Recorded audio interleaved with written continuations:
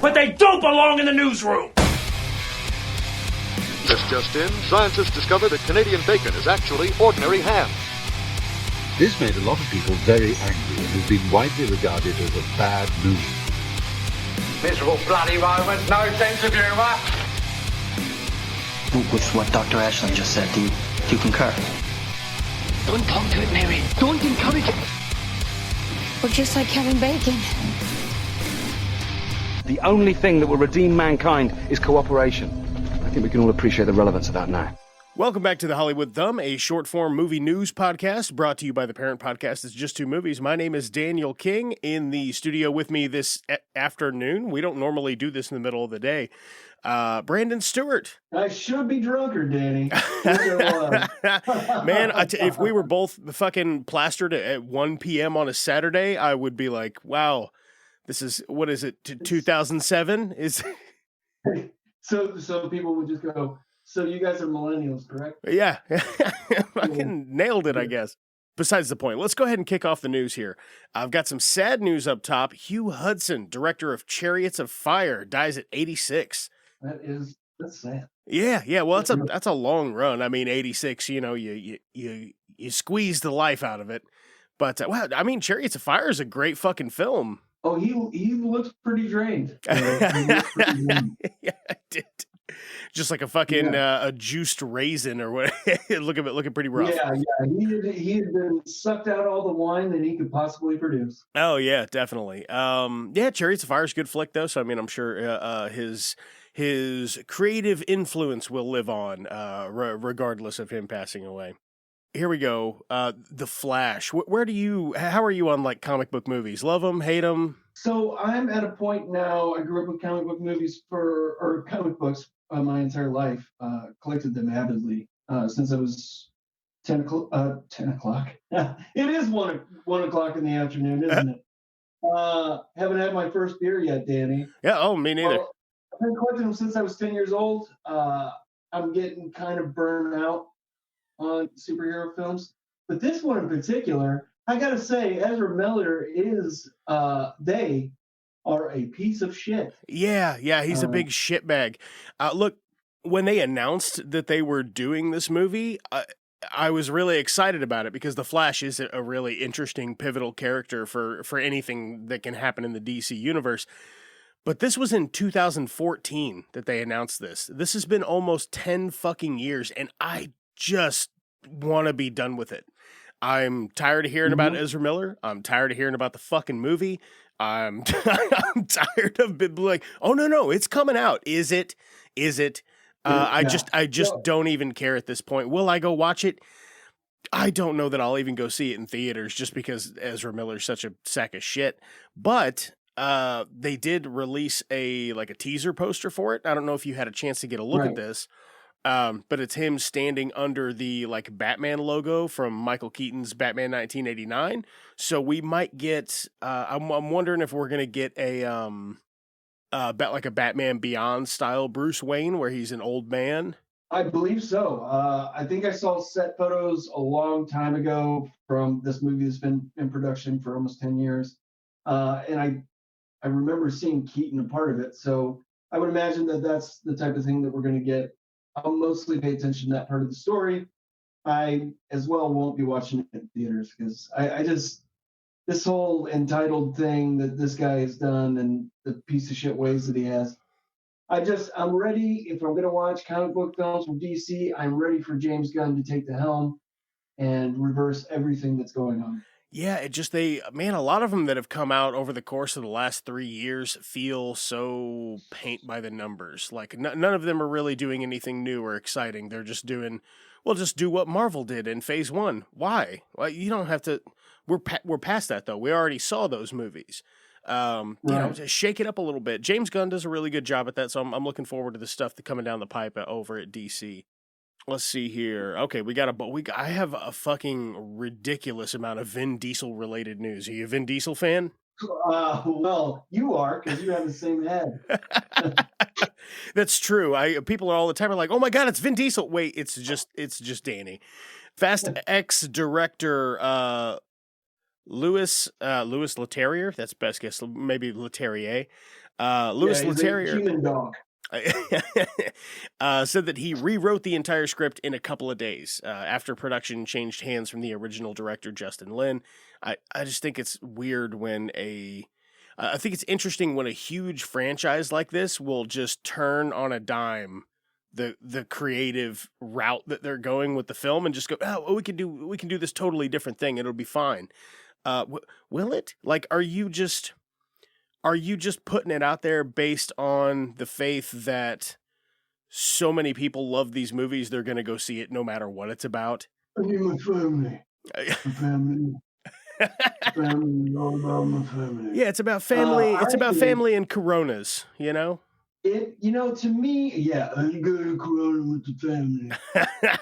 All my boss with family. I like a car. So I think with this whole thing, I watched the last Fast and the Furious just because it was a big thing at Fantastic Fest that it's become such a franchise to where it's so fucking ridiculous that it's worth watching for a few laughs. It's not the intention of the film. It is wonderful to go into these movies now and just laugh your fucking ass off. Nice. I wish they had an homage to like a burning car, like arcing over like another cool thing that they did with the stunt with the car. Oh yeah. And it just had Paul Walker just waving, I'm sorry, guys. The tears streaming down their faces. But yeah, I love the idea that I can watch a movie that only makes money off of its notoriety from the name alone. He can write a new script in 2 fucking days and people will still go see it. Oh yeah. And they will be pleased with it. Yeah, it'll make money, I'm sure. Whether or not it's going to be a better film than the original, I have no idea. But I do know that they're already looking forward to Fast 11, and it looks like Vin Diesel. Right? Yeah. Well, so this one's got to be in space, right? It's like the final frontier. I hope so. It's got to be Fast and the Furious in space. Vin Diesel had expressed that he wants Robert Downey Jr. in Fast 11, which I imagine he does. They just like, give me another. Robert Downey Jr. does not know who the fuck this man is. No, yeah. Yeah. It would be so weird if in canon they're like, hey guys, this is the newest member of the family, Iron Man. And he's just straight up Tony Stark. And that's it. Everybody has flying robot suits. He comes in there and he's just talking about shawarma the whole time. Like, you guys want to go get shawarma at this place? Oh, yeah, like, yeah. Iron Man. Absolutely. Tony Stark, it's going to be Fast in Space, the Final Frontier and the Furious. If he does that, Robert Downey, what have we become? I might see more with the drugs if that was the case. He might. I mean, if I was RDJ and somebody's like, "Oh, will you please be in a Fast and Furious movie?" I'd be like, "Yeah, fucking whatever." Look, I no more than 10 minutes. No more than 10 minutes of screen time, but sure, I'll be in it. Yeah. I don't want people to think I'm starring in it or anything like that, but yeah, I'll come be in it. I don't know, man. I think that's interesting stuff. Here we go. More Vin Diesel news. Yeah. He's going to team up with filmmaker David Twohy. I have no idea how to say his last name. Twohy. Yeah. David Twohy. Yeah, best guess. Twohy, maybe. Anyway, they're teaming up. They're making Riddick Furya. I haven't seen a Riddick film in fucking ages, but from memory, they were both pretty fun. I just thought they were more interesting than most of the stuff that he's in, but I'm not the target audience for a lot of films that Vin Diesel is in. Yeah, I think that whenever you have the one thing I'll say that's good about this is Carl Urban was in the second one, I believe. They're not bad movies, really. They're probably one of the only things that I actually care about that Vin Diesel has ever done. But again, his character is not the highlight for me. He always likes to be this like unbelievable badass with no depth whatsoever, which is what he is personally, I would imagine. Yeah. But not a badass. But no, I'll watch it. Yeah, it seems fun. I mean, the second one was I'll check it out. I think. The only thing I remember about the first one was I was like, Vin Diesel, yeah, whatever. It's a neat character, kind of. But the world he was on and the monsters and shit like that, I was like, this is fucking entertaining. Wasn't that Pitch Black? Yeah, I think that is the name of the first one. And then there's Chronicles of Riddick. That one I don't recall at all. Unless Chronicles of the Riddick is the one where he's on the alien planet with the monsters. I fucking don't know. Like I said, I don't think I've seen them since they came out, and it's been quite some time. It's been a while for me too. Yeah, I remember liking movies. Yeah, I remember not hating them, certainly. So, I mean, I'd be down to check that out. Again, that's called Riddick Furya. Here we go. We just talked about this on the show, I want to say last week, maybe. Rainbow Six got some writers having already secured Michael B. Jordan as the lead role. So, looks like they've got Daniel... here we go. Daniel Fajimison? Is it Fajimison? I would have said... Yeah, Fajimison Duncan and Marlon Smith, who created the British crime drama Run, which I know nothing about. But yeah, we recently came up on the podcast, we were talking about Rainbow Six. I don't know how we got on the topic, but I could have sworn that there was already a Tom Clancy's Rainbow Six movie out there in the world and that I had seen it. But I went to Google it, and I guess it doesn't exist, but I do know a number of Tom Clancy's books have been adapted to film. So yeah, I mean, I would have been surprised to know that there was one. I'm sure that this is gonna be a banger. Oh, yeah, I do like Michael. Yeah, I do like Michael B. Jordan. Yeah, I do too, man. But this is another fucking video game movie bullshit. I don't know. Yeah. The only people that pulled it off for Sonic. Which is so fucking weird, man. It's so fucking bizarre that that's one of the best Sonic video game movies. And then Last of Us. Yeah. This is the only adaptation. Honestly, I don't know how much of the game necessarily was adapted because I never played the game, but that Detective Pikachu movie is pretty good. It's pretty good. I mean, it's definitely a children's film. Or if you just like Pokemon, you're like, oh shit, there they are, live action, nice. I mean, there's CGI obviously, but pretty cool. Those two movies. It's weird that Sonic the Hedgehog is the best comic book adaptation film ever. That's so disarming. Yeah, it's bizarre in probably the best way. Yeah. Just weird that's the one that worked out. Not Prince of Persia, not Assassin's Creed, not all these other things. All these other really actually things that have a compelling story, and they did Sonic the Hedgehog, and that's the one that worked out. That's fucking so weird to me. Here we go. I was just listening to something about Hitman the other day, and I never watched the second film. Did watch the first film. I gotta say, whenever you watch those movies, you gotta think, or you star in those movies, you gotta think, what the fuck am I doing? Yeah, I've played this game. Yeah, once. Timothy Olyphant with the shaved head. It's not a winner. Not attractive. Not a winner. Doesn't look good. And I like Timothy Olyphant. You know what I mean? Yeah, I do too. I love him. So here we go.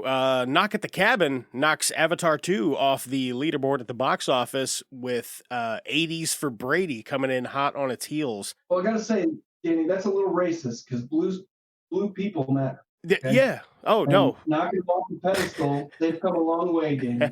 They've come a long fucking way. It took 15 years to make another fucking movie. Yeah, well, I mean, they're going to need they're going to need reparations for that. Mainstream media. the fucking this is another story that just reads to me as unusual. I didn't expect Avatar 2 to be number one in the box office for months and months and months or anything, but that was pretty short-lived. Yeah. It was. And every review that I have seen says this is better than the first one. Yeah, I guess. Well, okay. So it fucking better be, because people waited 20 fucking years to watch the goddamn movie. It fucking seems that way. I mean, it took forever. I was never huge on Avatar myself. I kind of stayed away from it. It's all the classic stuff that we've all talked about. Yeah, I just thought it was fine, you know? Like, Yeah. it was like, it's the biggest movie in the world. I'm like, it's calm your tits. It's okay. Literally, people killed themselves because they couldn't be on that planet. Is that serious? I remember that as a kid being like 18, 19. It was like in there, like 18, 19. They were like, people have fucking committed suicide because they could not be on, like, written notes saying that since they can't be on this world, they don't believe there's anything worth fighting for anymore. And I was like, this is ridiculous. This is a subpar making of Dances with Wolves. Yeah. And now there's a second movie. Luckily, nobody's killed themselves that I know. But right. Yeah. Let's keep that trend going of not killing yourself over Avatar 2, the smell of water. With papyrus font. Yeah. What do you think about Knock at the Cabin? Is that something you're interested in, or are you an M. Night fan? I'm a Dave Bautista fan. Yeah, same. Same. That would be the only reason why I watched the film whatsoever. M. Night Shyamalan, he had one banger, made him do a comeback. It was which one was it? He's hit or miss for me, man. He's mostly missed for me. Yeah. He's got some good stuff out there, and then he just like starts throwing shit at the wall. Well, like, did you watch The Beach That Makes You Old? No, I did not watch Old. It's fun. It's fun because it's not very good. Like, that's what's fun about it. There's a character in there. He's a rapper, and his name is Midsize Sedan. What? Yeah, that's what I'm saying. It's so fucking bonkers, and the dialogue is just dog shit that it winds up being pretty entertaining for all the wrong reasons. What's going on my watch list? Yeah, it's actually pretty fun, despite being admittedly not good. It is it's entertaining nonetheless. Yeah. So I don't know. Whenever you base your whole thing about you making twists all the time, it's just kind of like, we get it. Do a movie without a fucking twist, man. Yeah. Like, just kill everybody. Just kill everybody. Twist. Everybody died and the film was over. Yeah, man, I don't know. So I'll watch Knock at the Cabin just because I enjoyed The Beach That Makes You Old. But, do I have high expectations for it? No, but I do like Dave Bautista. So I'll be excited just to watch him. Fantastic. I mean, he's going to be in the second Dune comes out this year. Oh, yeah. In November. And that's something I'm most excited about because I don't care what anybody says, that first Dune movie was fucking dope as shit. Yeah, it was fucking good. He's going to do a Gears of War movie with Netflix, too. Of course he should, because look at him. Yeah. He's the only block of a human being that exists. He's just a meatball motherfucker, you know what I mean? And he would fill out that awkwardly bulky spacesuit. I think that'll be good. Oh, here we go. Yeah. Disney is reporting that Toy Story 5, Frozen 3, and Zootopia 2 are in the works, so that's good news for the furries. They're going to love that. Yeah. They'll be very excited about that. Yeah. I do not give a shit about Toy Story 5. It's too many. It's like Fast and the Furious. They either have to keep making them until they just get so bad they're good again, or just quit. Right. It's because they have to keep on giving Frozen 3. Frozen 3 that'll make $1 billion. I don't. Go ahead. No. I mean, it's got to keep on giving the main guy work. I cannot believe Tom Hanks. I can't believe I can't think of his name on a fucking Hanks on a goddamn TV movie network right now. Tom, they got to keep on giving him work, man. And Geppetto didn't work out well for him because he's kind of creepy and a little bit weird. Yeah, he went straight into a band called Otto, which doesn't look like my kind of thing, but good for. No. I like Tom Hanks. He's done some really incredible stuff, he's a nice, but gentle human soul, but he needs to fucking buddy. Yeah, I'm sorry. Just go down. Yeah, go down. Take one for the team.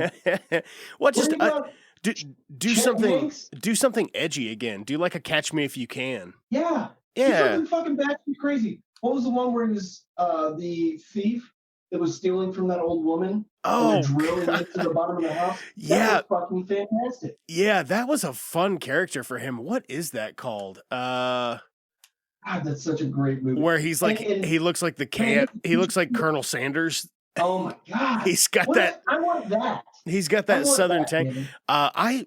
That was a movie I was like, I saw the trailer for it and I was like, this is going to be incredible. And then when I watched it, I was like, oh, it was just okay. But It Tom was Hanks just is okay. Tom Hanks is great in it. Yeah. Let's see I mean, here. When we have Toy Story 5, Frozen 3, maybe a Zootopia 2. It looks like Disney's just like hunting for dollars. I've never heard of them doing that before. Yeah, they're just like, what's done well for us financially? Let's bring some of those back. Oh, here we go. Spider-Man Noir live action series in development at Amazon. So the longer I spend digging into movie news for this material, this movie news podcast, the more that I find out that I know nothing about how IPs and licensing work. So Yeah. Spider-Man is a property that was owned by Marvel that was sold to Sony, and now they have like a joint custody deal between Marvel and Sony. Yeah. But this is being produced at Amazon. So what how the fuck does that work? I mean, the only thing that makes sense to me, Danny, is that good old Baldy from Amazon fucking walked over, twiddled some twats, and then fucking, everybody got angry. Sony came in there, was the awkward cousin, the cuck in the background. I was just watching. We're like, oh yeah, Spider-Man seems nice. And then everybody started crying. And I mean, that's the only thing that makes sense. I would like to go on record saying that any company anywhere can take any character and make a good movie, but Sony can't. They're about 50-50 on the most beloved character of all time. I don't know what else to say. Like, how many balls do they have to fumble? But I mean, if this is being in production over at Amazon, great. Well, let's get a different studio look at it and see how it goes. Yeah. Spider-Man Noir is an interesting character, interesting story, and Amazon they've done some real high budget stuff lately, so maybe that'll be good. I'm just interested in a live action series that's going to involve a different Spider-Man. Yeah. This is just a fucking batshit crazy news story. Yeah, we'll see. We'll see how it goes. Here we go. Looks like they're going to give Matt Reeves another crack at it. The Batman Part 2 has a release date of October 3rd, 2025. Good, I think, Yeah. No, I think that's a fantastic idea. Why not tell us whenever it comes to 2024? Yeah. Why are you telling us that it's coming 2 years from now? Yeah, Not even 2.5 years. For me personally, I'm hoping for less Nirvana, but other than that, I think this will be cool. I'll check it out, and I'm into it. Here we go. We're getting kind of close on time, so let's wrap this thing up. I've got Sacha Baron Cohen and Keke Palmer officially joined the cast of David O. Russell's new upcoming film, Super Toys. I think this is like their toy sales people trying to save their family in middle America in the 70s. I'm assuming this is like a slice of life with some comedy in it. I guess so, but like you got Sacha Baron Cohen in it, right? So yeah, and Keke Palmer, she's funny too. And she's wonderful. Yeah, she's wonderful. This is going to be. I think this is going to be a little batshit. Yeah, this is. He's kind of struck out a couple times since Silver Linings Playbook. Mm-hmm. He's done some pretty terrible stuff, but I'll give it a shot because Keke Palmer and fucking Sacha Baron Cohen. Yeah, I like Sacha Baron Cohen, so I'll definitely be looking forward to hearing more about that in the coming months, I'm sure. No idea on a release date yet. But I think that's going to do it for the news this week. If you guys want to check out the parent podcast, it's Just Two Movies. You can always get it ad-free on our website. It's justtwomovies.com. There are links in our episode description if you want to support the show. You can buy us a coffee, check out our Patreon content, or use our Amazon affiliate link if you're going to do some shopping. All those things help the show tremendously. But I have been Daniel King. Brandon, you have anything you'd like to add before we get out of here? Last thing I want to add is anytime that you guys see Danny out and about, just give him a good old Mr. Diesel. Mr. Diesel. And then he will flex for you, possibly rip off his own shirt and call you family. I might do that. Yeah. Just don't hug me. I'm not into strangers touching me. Danny, but make sure that you that you rev the engine. Yeah. Oh, yeah. You got to twist the. You got to twist the like it's a motorcycle. Real slow, and just only wear wife beaters. Yeah, they got to be tiny little glasses too. Yeah. All right, man. Well, that's gonna do it for us. A good day. That's just grossly inappropriate. Come on, Ed, it's bullcrap! A saucy line will not get you far with me. He's not the Messiah! He's a very naughty boy! Stop being such a dick. No, it's not schizophrenia. It's just a voice in my head. Your love of the halfling's leap has clearly slowed your mind. Good speech. Nice and short. Leaves more time for drinking. Break out the ale! These men are thirsty! The Hollywood Thumb is brought to you by It's Just Two Movies and is a production of Blue Cheese and Bacon Studios. Both can be found wherever you get your podcasts.